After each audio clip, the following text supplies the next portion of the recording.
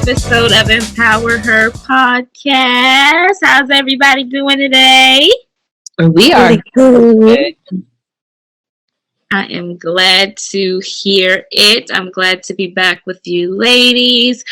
On the last episode, we unpacked quite a bit. It was a little bit of an emotional episode too. It was just so much going on and so much that we talked about with all the shootings and the just unnecessary violence that's just been going on in the world, and just trying to get to the root of what's really going on, what's really going on out there. But today we're gonna have a little bit of a lighter episode. We're gonna talk about that strong Black woman syndrome. That's what we're talking about today on this good Monday, June 13th. Yeah, that's right. I can't wait to hear it. Right? Well, I got a whole lot to talk about when it comes to that topic. Me and my father go back and forth about it all the time. So, Linda, you want to start with your video? Oh, yes. We have a quick little snippet of a video that we're going to start with.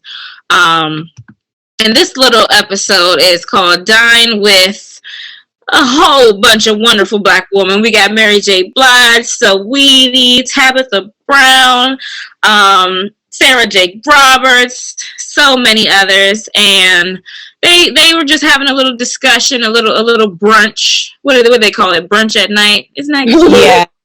Brunch at night. That's the cutest little thing. I love eating brunch at night. Who else loves brunch? Yes, I just love food. Yeah. Let's start there. I just like food. That part, just the food. That's it. Doesn't matter. But no, they had a nice little discussion with some very knowledgeable, very powerful Black women, beautiful Black women, as we all are. And the question arose, I guess, how they felt about the phrase "strong Black woman." And when we hear that phrase, speaking for myself, a lot of things come to mind, a lot of different emotions that I feel about that phrase, strong Black woman. So before we get into it, I'm just going to let that little bit of the video play. We're going to hear just a couple of the ladies speak, and then we're going to give our own opinions. And of course, I like to tell everyone every time we get on here that, ladies, if you want to chime in, if you have something, a piece of something that you want to get off your chest about this or how you feel about this, just let us know, in the comments, whether it's on YouTube, on the network, let us know, and we can talk about it. Mm-hmm. All right, let's go. What is your first reaction when you hear the phrase strong Black woman? Silence. I feel like you have an answer. My first reaction is pressure. Mm-hmm. There's such an enormous amount of pressure for us to be strong that we don't get the luxury of being weak, of being fragile, of being vulnerable. The word strong. What does that mean? I don't use strong for a lot of reasons, but definitely resilient. We are team players, but we are just like every other woman. Mm-hmm. And it's like, but when you use that term, strong Black woman, every Black woman they see, you strong. And you're going to solve all the problems. Stop it. That's right. Treat us all as individuals. That's what we're trying to fight for. Can I speak? Ooh, I hate being, don't call me strong. Don't call me none of that. I hate that. Please, why don't you call me pretty? Why don't you say my makeup looks great? Why don't you call me fulfilled? Why don't you call me aspirational, inspirational? Don't call me a strong Black woman. It just sounds so stereotypical. Like, I am strong, but like, that's like implied. I hate it because you know what? It also is dismissive. So dismissive. It makes it seem as if I don't need you. I don't need anything. I got it. And yeah, maybe.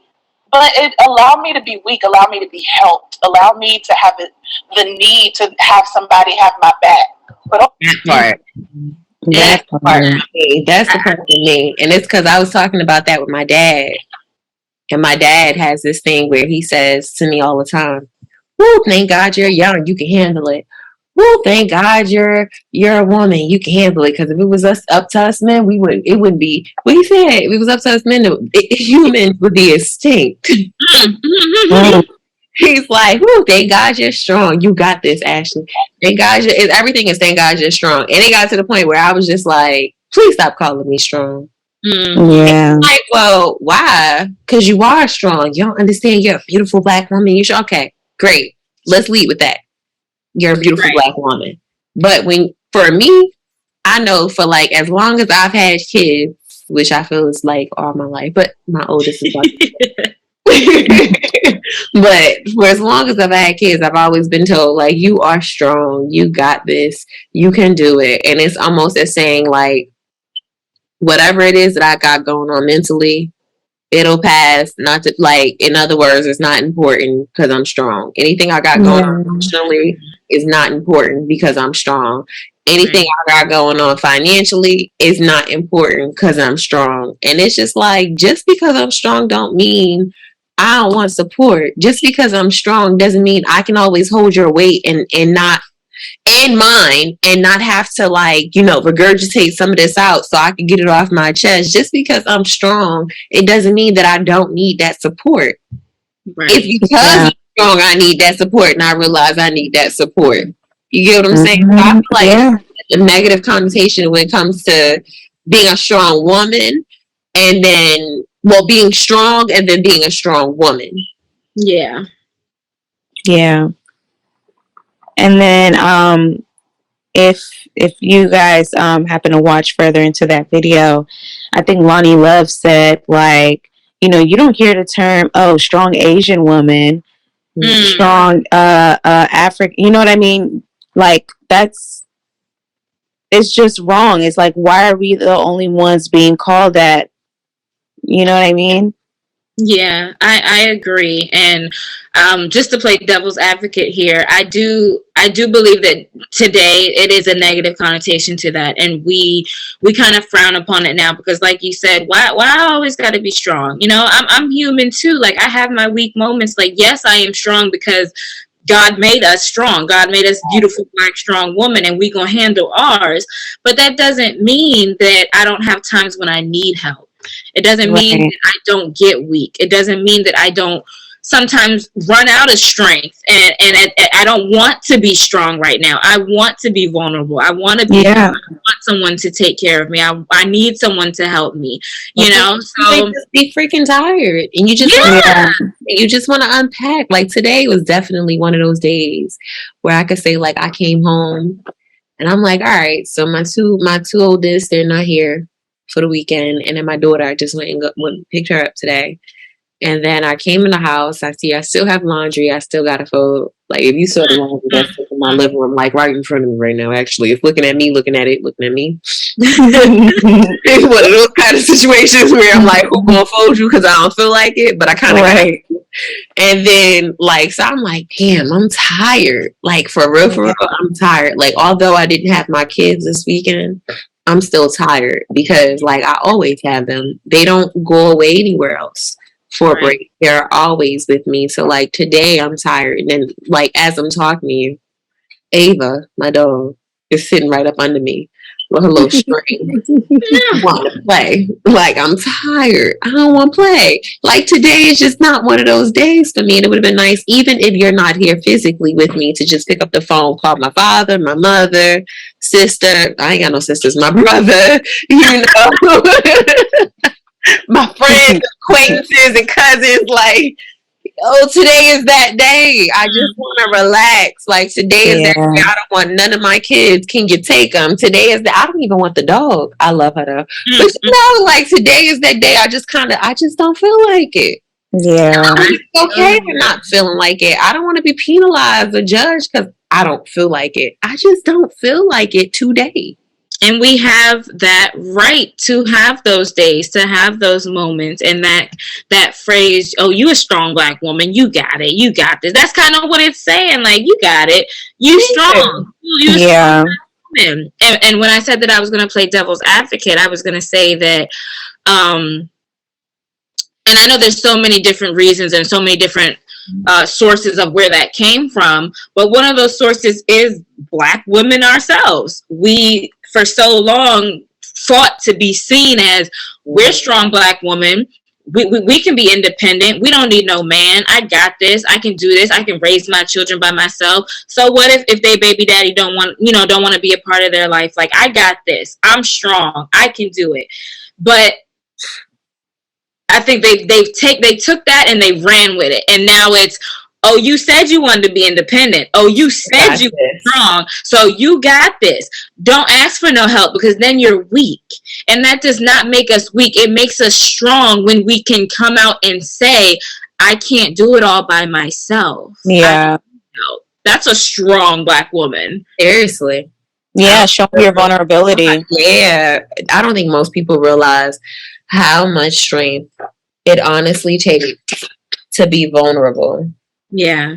I think if we all took a moment to like really understood what it meant to be vulnerable, because when you're vulnerable, that means you're willing to admit that you have faults. It's like you're willing to admit that you have flaws. You're willing to admit that you are human.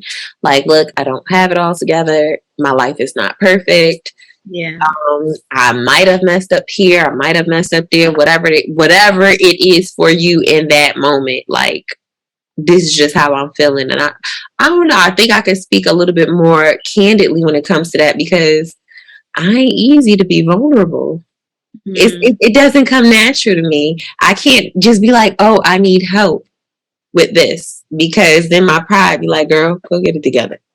Yeah.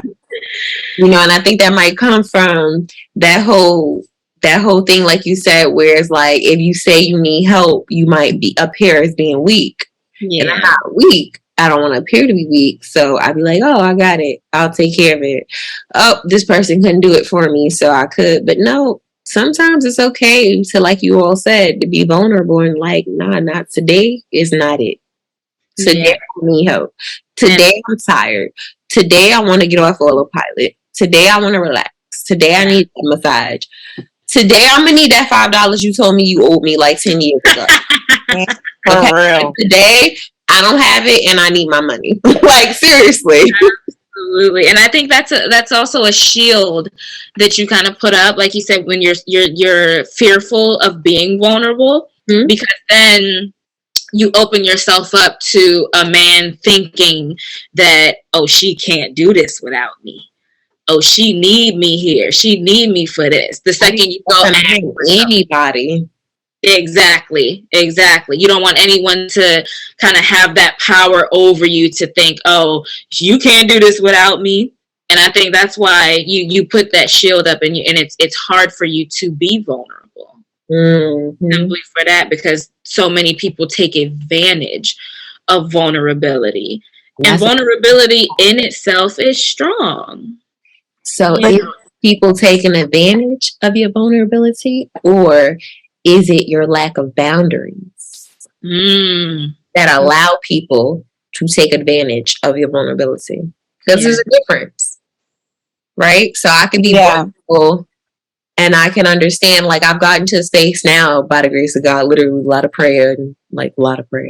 But so I've gotten to a space now where I could kind of be a little bit more open with certain people, and I would understand, okay, this is where I'm at right now. Right? And then you have some people that come in and they'll like paint a whole flower for you, and the flower will be absolutely gorgeous.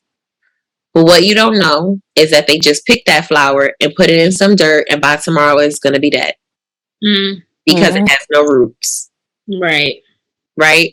So now you're asking me how I'm feeling, and you're trying to attempt to make me feel vulnerable, but I wasn't able to discern whether or not I should invade that space with you.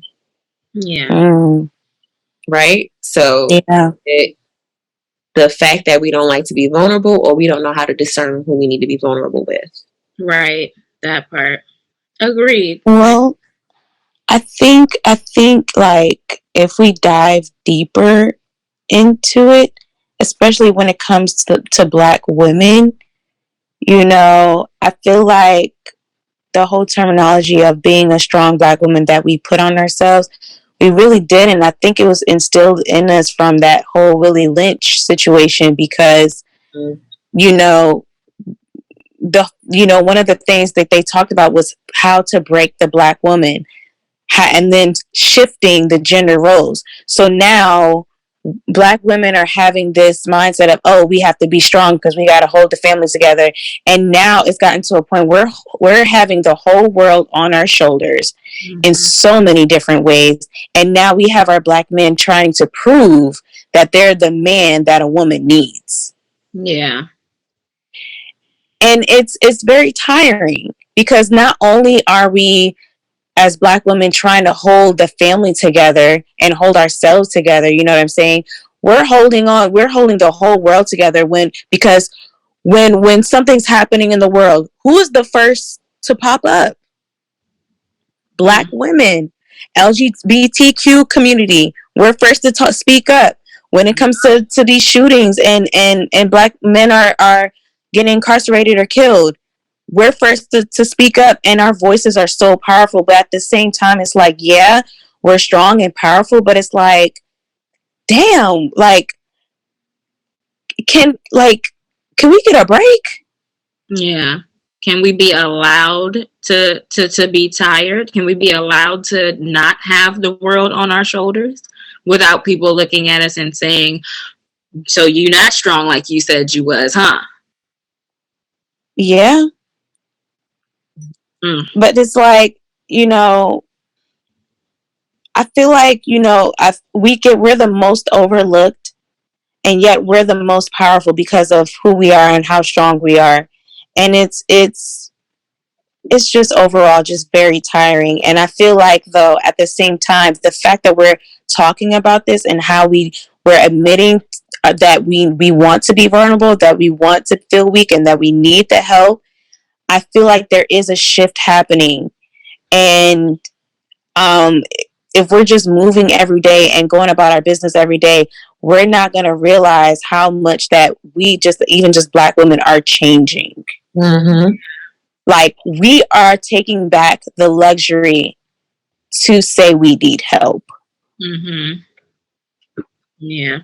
I know I definitely took that back because speaking for myself, and like we said, we know one narrative fits, each Black woman. Speaking for myself, like London, I know you said it's very hard for you to be vulnerable, or, you have to gauge who to be vulnerable with. I'm the same way with certain people in my family. I don't show that vulnerability. You can't break. You're not going to break me. I'm not going to ask you for help because I got it. Because I know that you're that type of person that will, I think it's different with your family, though. It's weird. Like, I can honestly just say from my own experience, it's very different with my family, only because, like, I grew up with you all, so I know who I have that connection with and who I don't. So when I'm growing up within my family, especially when we come from our family, we know who we can discern, who we can be close to and who we can't. Like Aunt Lane, those people that I was really, really close to, that I really opened up to. But then when we go outside of the family, I didn't grow up with you. I don't know you. You're a stranger.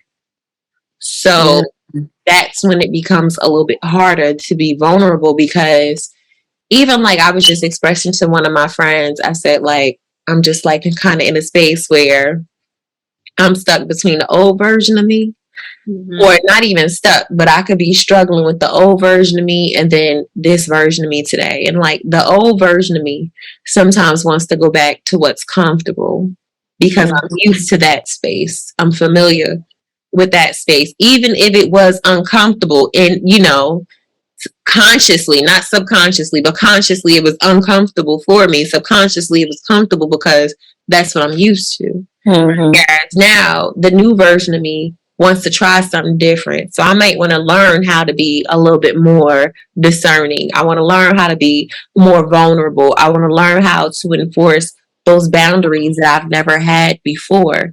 So in order for me to do that and to embrace that version of me, I have to be a little bit more uncomfortable. So now I got to step outside of the box, because what was comfortable for me before was being within my family, even no matter how toxic it was. Now that I'm stepping outside of that box, because we know this right here doesn't fit us anymore. Mm. We want to go somewhere else. And just trying to go in that new space can be a little bit conflicting.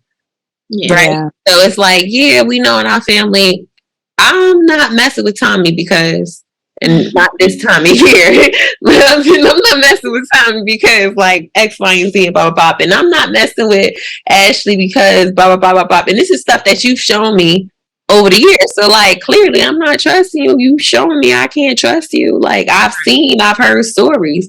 But when it comes to a stranger, Yeah. how do you discern with a stranger where your boundaries should begin and end?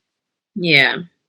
In order to not appear to be that weak or overtly strong Black woman. Mm-hmm. That's a tough one.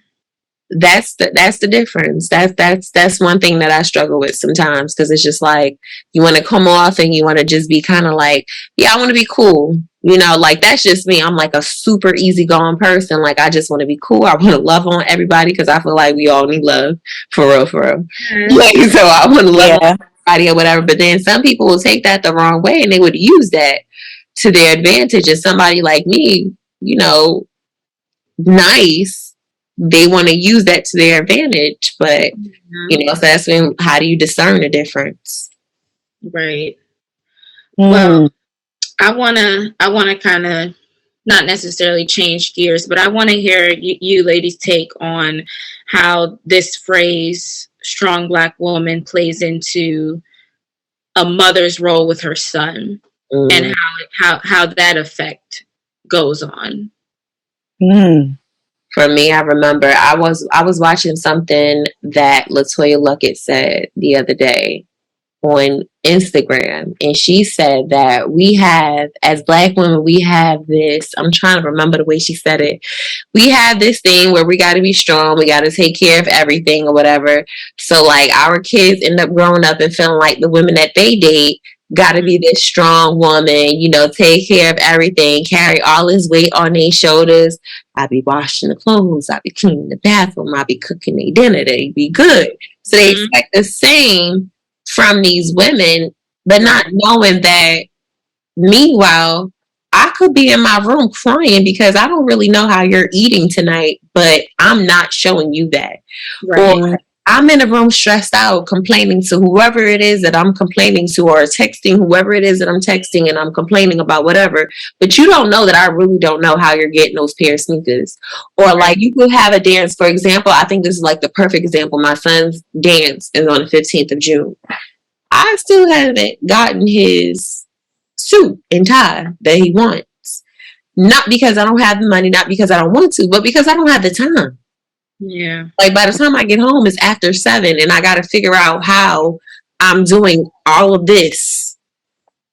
But he won't know that. Like he literally will not ever know that I was sitting here struggling, trying to figure out how the hell I'm going to get his suit. I just know it's going to get done. And so when he grows up, now he's going to have these same expectations, unrealistic expectations from a woman that he's dealing with. Like, oh yeah, you can handle it like my mom did it. Why can't you?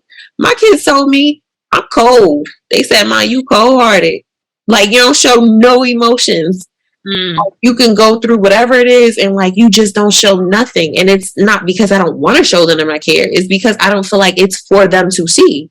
Right. But in course, I'm kind of shielding them away from real life.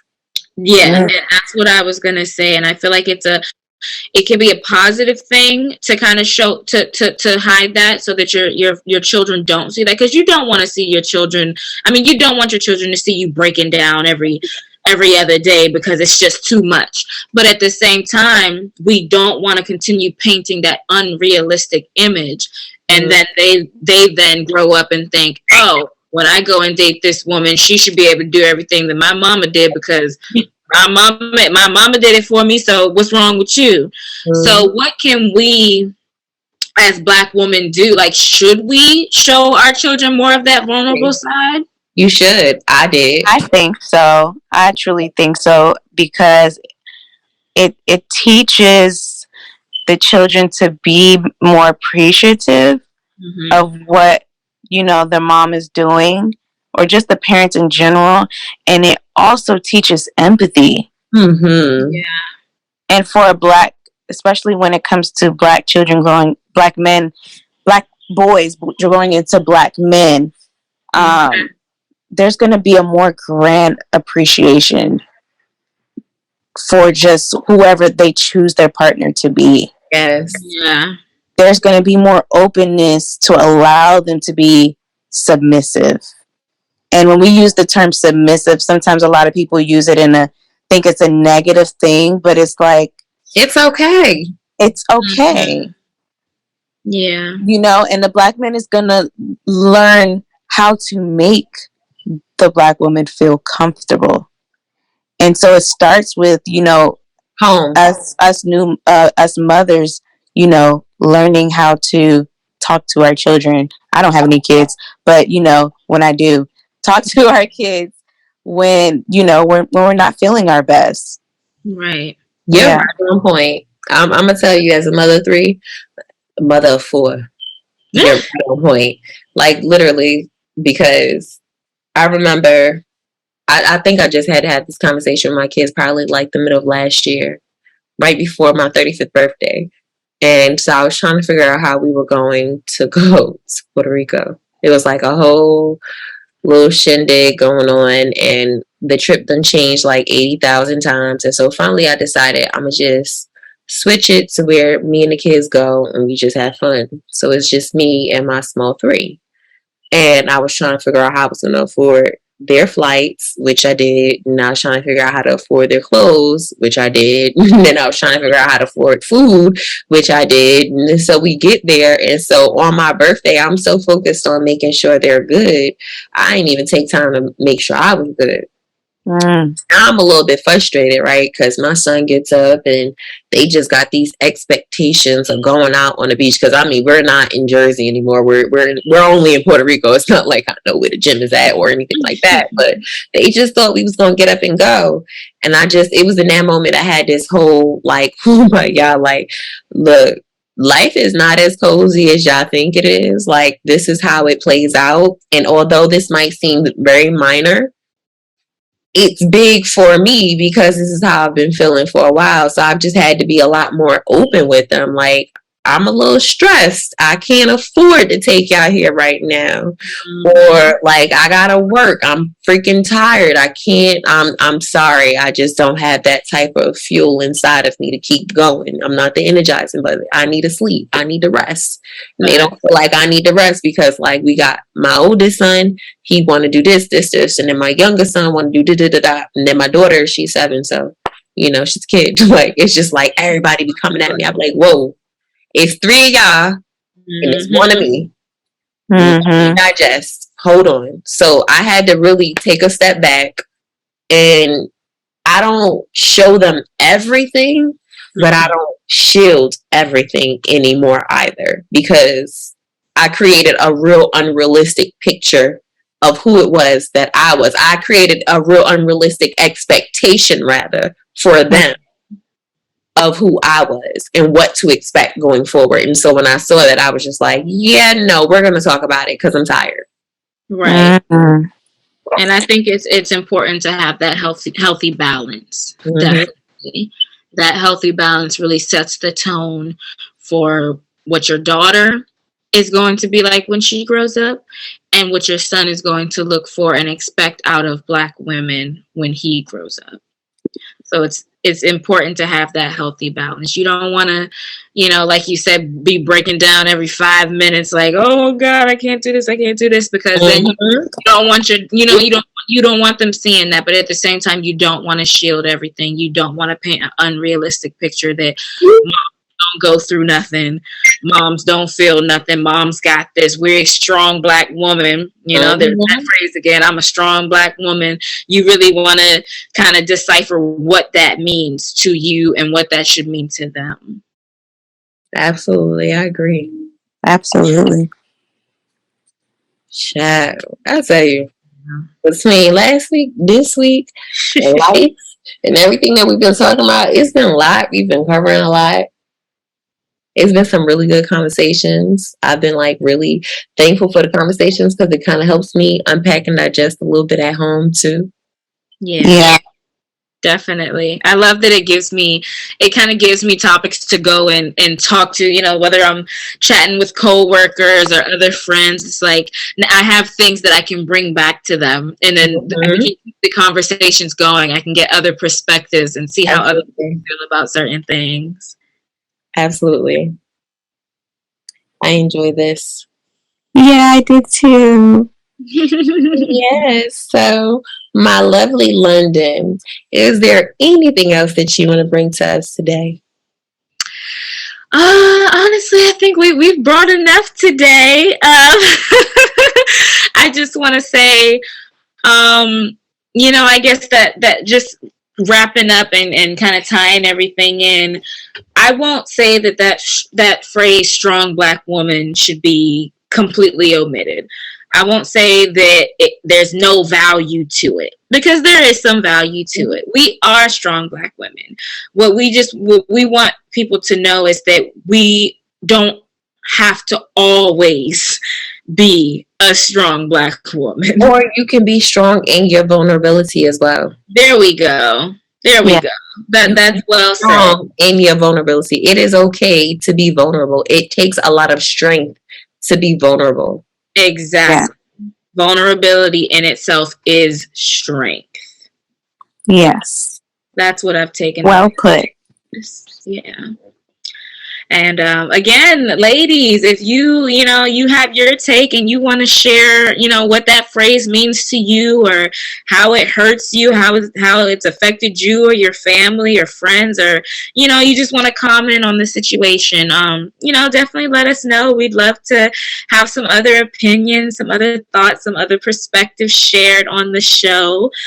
You guys are always hearing our perspectives, and we would love to hear from you all as well. So make sure you like, subscribe, comment, let us know what you think. Let us know if you ever want to pop in one day and kind of share your little take on what we're talking about. And yeah, we thank you all for joining us every time. We have a good time. I have a good time with you ladies, and we just want to thank y'all for staying tuned in. Absolutely. You can follow us on selfdiscovery_19 on Instagram, or Self-Discovery Health and Wellness Coaching on Facebook. We will drop all of our links down below in the video, so be sure to like, follow, and subscribe. Yes, ma'am. All right, ladies, I think that is our time. So we are signing off with another episode concluded of Empower Her podcast. Thanks for joining, and we'll see you next time. Until next time.